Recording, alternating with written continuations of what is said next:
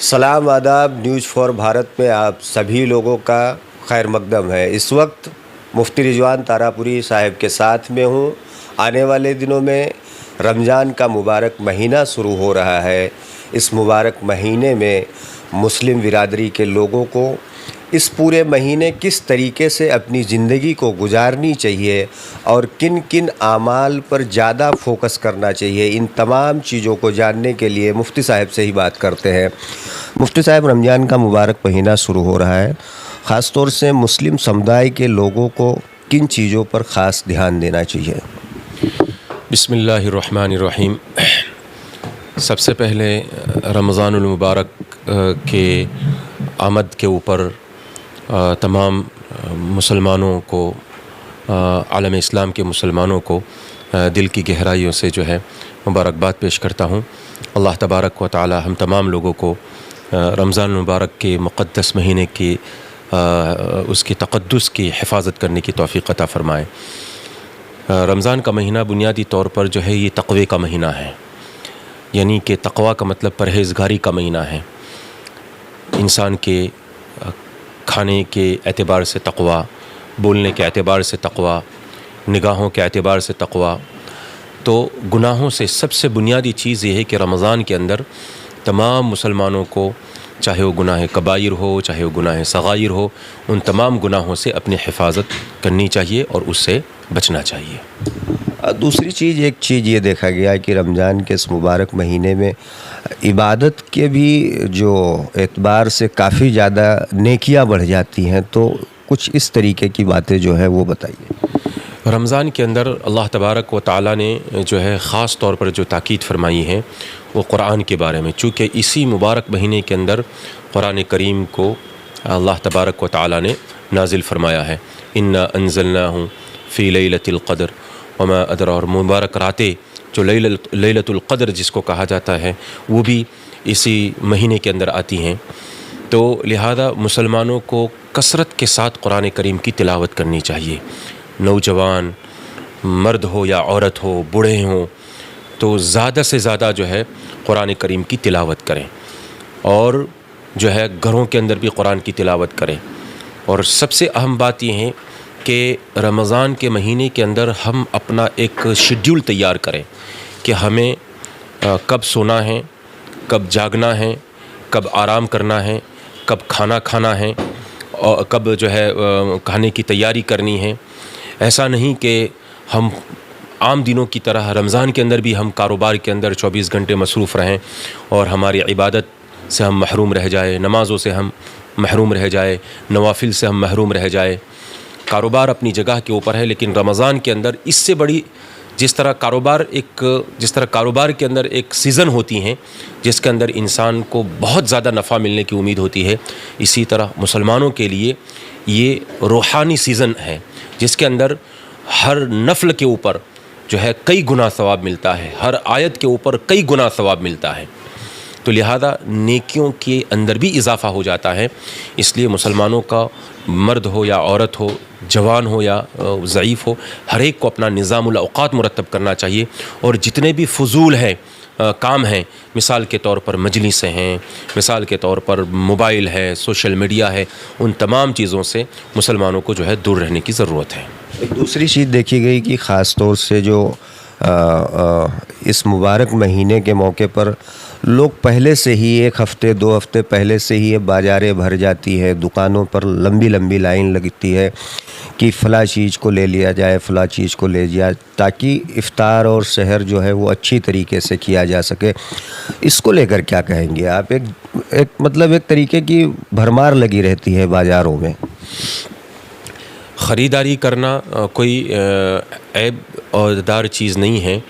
اللہ تبارک و تعالیٰ نے اگر آپ کو دیا ہے، صاحب مال ہے، تو اپنے اولاد کے اوپر خرچ کریں، روزے داروں کے اوپر خرچ کریں۔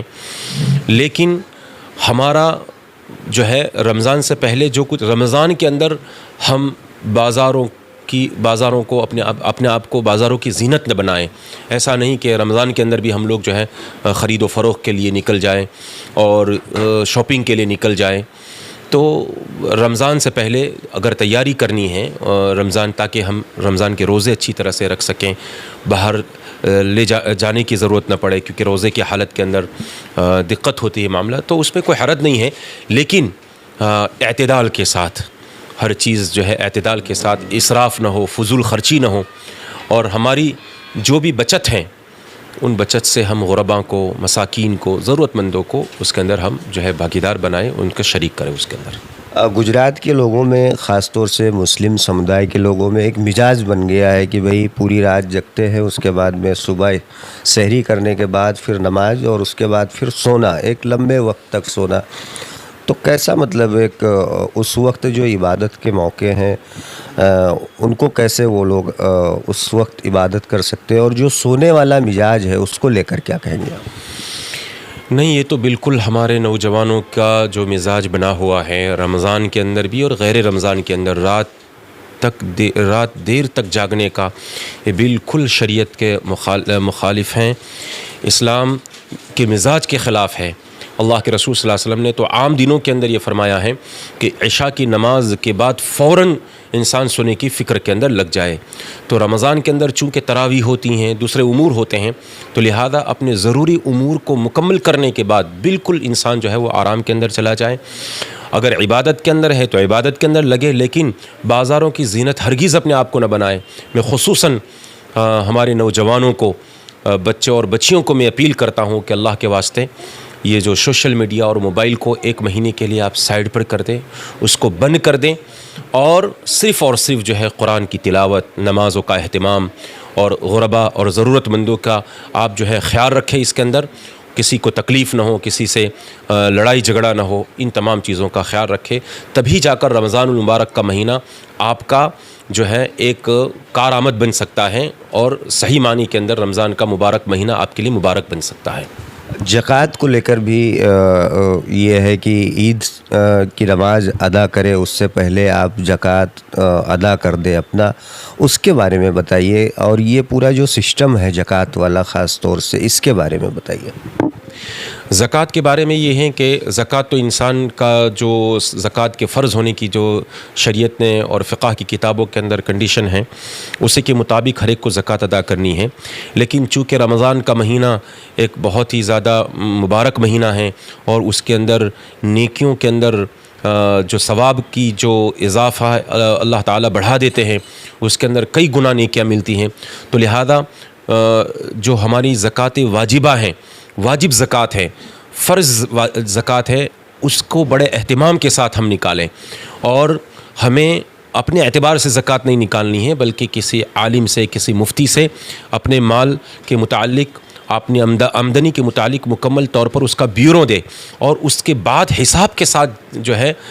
زکوٰۃ کو ادا کریں۔ جب تک ہماری زکوٰۃ بے حساب اگر نکلتی رہے گی، بے حساب، بغیر حساب کے اندازے سے نکلتی رہے گی، تو زکوٰۃ کا جو خاطر خواہ جو قرآن اور حدیث کے اندر اس کے جو فوائد رسول اللہ صلی اللہ علیہ وسلم نے ذکر کیے ہیں، وہ فوائد اس کو حاصل نہیں ہوں گے۔ اس لیے زکوٰۃ کو حساب کے ساتھ نکالا جائے، ایک حساب کم نہیں ہونی چاہیے، اگر زیادہ نکل جاتی ہے تو کوئی مسئلہ نہیں ہے۔ تو ایک زکوٰۃ واجبہ جو فرض ہے، اس کے علاوہ رمضان کا مہینہ تو غرباء، مساکین، بیوائیں، یتیم مرد عورت، ان تمام لوگوں کا ڈھونڈ کر ہم اس کا خیال رکھیں، اور ضرورت مندوں کو ہم ان کی ضرورت کو پورا کریں۔ اگر کسی کے گھر میں افطار نہیں ہے، کسی گھر کے کھانا، رمضان کے اندر جو ہے یہ خیر خواہی کا مہینہ ہے، بھلائی کا مہینہ ہے۔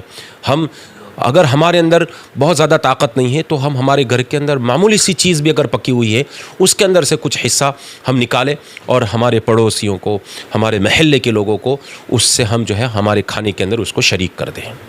یہ تھے مفتی رضوان تارا پوری صاحب، جن کا صاف طور سے کہنا تھا کہ رمضان کا مبارک مہینہ شروع ہونے والا ہے، لیکن سب سے زیادہ ضروری یہ ہے کہ صرف اور صرف آپ بھوکے رہ کر روزے کا حق نہیں ادا کر سکتے ہیں، بلکہ آپ کو روزے کے دوران اپنی زبان، آنکھ اور ہر اعضاء کا روزہ رکھنا بھی لازم ہے۔